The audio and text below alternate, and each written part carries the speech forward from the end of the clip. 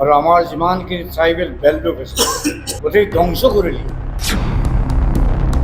সেইকাৰণে আমি ইয়াক ষ্ট্ৰংলি অপ'জ কৰিছোঁ। The unified civil code cannot be applied upon the tribal people of India.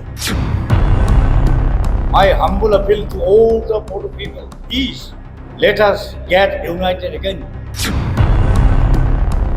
অসমৰ আচল ভূমিপুত্ৰ বা খিলঞ্জীয়া জনজাতিৰ লোকসকল বৰ্তমানৰ অসম চৰকাৰ আৰু ভাৰত চৰকাৰে যেনেভাৱে দমন কৰি আছে, শোষণ কৰি আছে, তাৰ বিৰুদ্ধে আমি যুঁজিবৰ কাৰণে প্ৰস্তাৱ ইতিমধ্যে হাতত লৈছোঁ। যৌথ সংগ্ৰামৰ অবিহনে আমাৰ কোনো বিকল্প ব্যৱস্থা নাই। যোৱা 11 আগষ্টত ইলেকশ্যন কমিশ্যন অফ ইণ্ডিয়াই যেনেধৰণৰ ডেলিমিটেশ্যনৰ ড্ৰাফ্ট প্ৰপ'জেল পাব্লিছ কৰিলে, ইয়াকতো আমি প্ৰত্যাখ্যান কৰিছোঁ। আমাৰ Bodoland territorial area district Bharat সংবিধানৰ 6ষ্ঠ অনুসূচীৰ অধীনত অন্তৰ্ভুক্ত এটা স্বায়ত্ত শাসিত এটা অঞ্চল। এই অঞ্চলত ভাৰত সংবিধানৰ আৰ্টিকেল 332 সাবক্লজ 6 মতে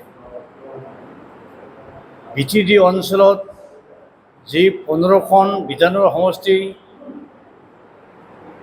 নিৰ্ধাৰিত কৰিছে, এই 15খন বিধানৰ সমষ্টিসমূহ আৰ্টিকেল 332 সাবক্লজ 6 মতে জনজাতিসকলৰ এখন ৰিজাৰ্ভ হ'ব লাগিছে।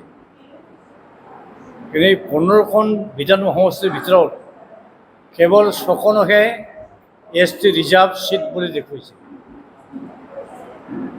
এইটো দেখুৱাইছে আৰ্টিকেল 332 সাবক্লজ 6 মতে, দেখুৱাইছে আৰ্টিকেল 332 সাবক্লজ B মতে।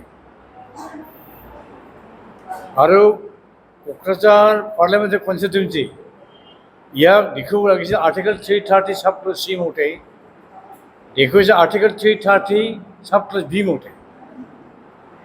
ওদালগুৰি নামৰ এখন পাৰ্লামেণ্টাৰী সমষ্টি হ'ব লাগিছিল সুকীয়া, কিন্তু ওদালগুৰি জিলাৰ 4খন এছেম্বলি ছেগমেণ্ট, বাক্সাৰ 2খন এছেম্বলি ছেগমেণ্ট, 6খন এছেম্বলি ছেগমেণ্টক non BTD non civil area লগত লগ লগাই দৰং ওদালগুৰিৰ নাম দি এটা লোকসভা সমষ্টি বনায়। ইয়াৰ পৰা স্পষ্ট প্ৰমাণ হ'ল যে আমাৰ BTD এতিয়া 6 শিডিউল প্ৰভিজনৰ অধীনত নাই। কিন্তু আমাৰ কিমানজন বড়োসকলে বুজিছে মই নাজানো, কিন্তু মই বুজিছোঁ আমাৰ BTDখন এতিয়া 6 শিডিউলৰ অধীনত নাই। And it has been proved, it has been demonstrated by the latest draft proposal by the Election Commission. আৰু এনেহেন পৰিস্থিতিত UPPL আৰু UPPL আজি BTD অঞ্চলত ৰুলিং পাৰ্টি যেনেধৰণৰ ৰিয়েকশ্যন হ'ব লাগিছিল, নো ডেট কাইণ্ড অফ ৰিয়েকশ্যন। বৰঞ্চ আমাৰ কোকৰাঝাৰ পূব সমষ্টিৰ MLA লৰেন ইছলাৰী এই স্বাগতম ৱেলকাম কৰিছে। UG ব্ৰহ্ম কেবিনেট মন্ত্ৰী তেওঁ কৈছে যে ইলেকশ্যন কমিশ্যন অফ ইণ্ডিয়া বা ডেলিমিটেড কমিশ্যনৰ ওপৰত কাৰো ক'বৰ সাধ্য নাই। Constitution is the head. Constitution is the supreme authority. আর রিসেন্টলি করলে কি আমি যা সহ্য কৰিব পৰা নাই, গ্ৰহণ কৰিব নাই, তেনেহেন লাষ্ট ড্ৰাফ্ট প্ৰপ'জেলক জবৰদস্তি প্ৰেছাৰ দি বৰ্তমান ৰাষ্ট্ৰপতি দ্ৰৌপদী মুৰ্মুৰ সহি আদায় কৰে। Whereas Supreme Court এতিয়াও কেছ চলি আছে against the process of the delimitation of assembly and parliamentary constitution in Assam. Case চলি থকা অৱস্থাত ৰাষ্ট্ৰপতি কেনেকৈ চৈ দিব পাৰে? চাব জুদাই চৈ আছে এটা। And President of India is not the supreme authority. Parliament and Supreme Court are the supreme authority. Should not be applied upon us. মই দুজন না তিনিজন না চাৰিজন পাঁচজন মহিলাক বিয়া কৰোঁ, ঘৈণীয়ে লওঁ, it is my prerogative. We are tribal. কিমান ডেঞ্জাৰাছ! আৰু যিসকলে ট্ৰাইবেল বেল্ট বুলি কয়, প্ৰটেক্টেড ক্লাছৰ মানুহ হ'ব নোৱাৰে, তেনেহেন মানুহবোৰক ট্ৰাইবেল বেল্ট বুলি কয় protected classes সোমাই দিছে। We are opposed to that. And very unfortunate, it looks very bad to speak out. Honorable Guwahati High Court order দিছে, ট্ৰাইবেল বেল্ট ব্লকত যিসকল ইলিগেল এনক্ৰোচাৰ সিহঁতক খেদিব লাগে। ইভিকশ্যন প্ৰচেছ হলিল, কিন্তু ভেৰি আনফৰ্চুনেটলি আমাৰ BPF পাৰ্টিৰ প্ৰেচিডেণ্ট হাগৰ মহিলা কৈছে কি, আজি যদি চৰকাৰে ইভিকশ্যন কৰে, কালি আমি তাত ঘৰ বনাই। What does it mean by? যিজন মানুহক আমি বিশ্বাসত লৈ ১৭ বছৰ BTC অঞ্চলৰ শাসনকৰ্তা হিচাপে চিফ বনালে, সেইজন মানুহে যদি তেনেকৈ কয়, হোৱাট ডাজ ইট মিন?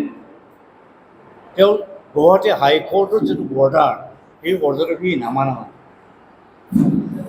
আচৰিত, দুখ লাগে ক'বলৈ। আজি আমি বিৰাট দুখ পাইছোঁ। BPFৰ ৩জন MLA আছে, ইউপিলৈ আছে। যিখিনি MLA তেওঁলোকে BTC অঞ্চলৰ ট্ৰাইবেল মানুহৰ ওপৰত বৰ্তমান বিজেপি চৰকাৰে যেনেকৈ দমন, শাসন, অপশাসন কৰি আছে, একো মাত নাথাকে। Unfortunate, it is a matter of shame. সেইকাৰণে মই কৈ আছোঁ, আমি কৈ আছোঁ যে আজিৰ পৰিস্থিতিৰ পৰিপ্ৰেক্ষিতত বড়োলেণ্ড অঞ্চলৰ MLA সকল, মন্ত্ৰীসকল, MC সকল, EM সকল, চিফসকল, MP সকল অতি সোনকালে অসম চৰকাৰ, ভাৰত চৰকাৰ ট্ৰাইবেল বিৰোধী, বড়ো বিৰোধী যিবোৰ পলিচি অৱলম্বন কৰিছে, গ্ৰহণ কৰিছে, তাৰ বিৰুদ্ধে অন মৰেল গ্ৰাউণ্ড অতি সোনকালে তেওঁলোকে ইষ্ট কৰিব। They should come forward by resigning their membership from the government job. We also what the Honorable Supreme Court of India says or interpret, তার ওপৰত আমার বিশ্বাস আছে। আমি যথেষ্ট আশাবাদী, ভারতের সুপ্রিম কোর্টে আমাক নিশ্চয় শাস্তি দিব। আর আমার যিমানখিনি ট্রাইবেল বেল্ট আছে গোটেই ধ্বংস কৰিলে। ইতিমধ্যে আমাৰ ট্ৰাইবেল পিপুলছ কনফেডাৰেশ্যন নেতাসকলে ইতিমধ্যে কৈছে, আমাৰ উপায় নাই।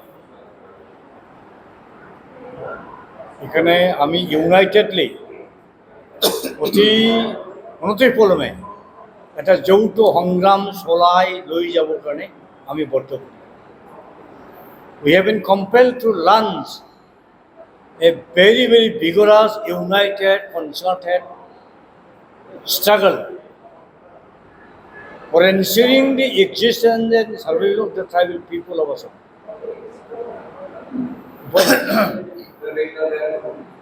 এটা ইউনিফাইড চিভিল কোড আনিব বিচাৰিছে। ইউনিফাইড চিভিল কোড যদি ইয়াত ভাৰতত যদি এপ্লাই কৰে, what happened to the distinctive ethno-cultural, ritual, custom, traditional laws of the tribal people? এখানে আমি ইয়াক strongly oppose কৰিছোঁ।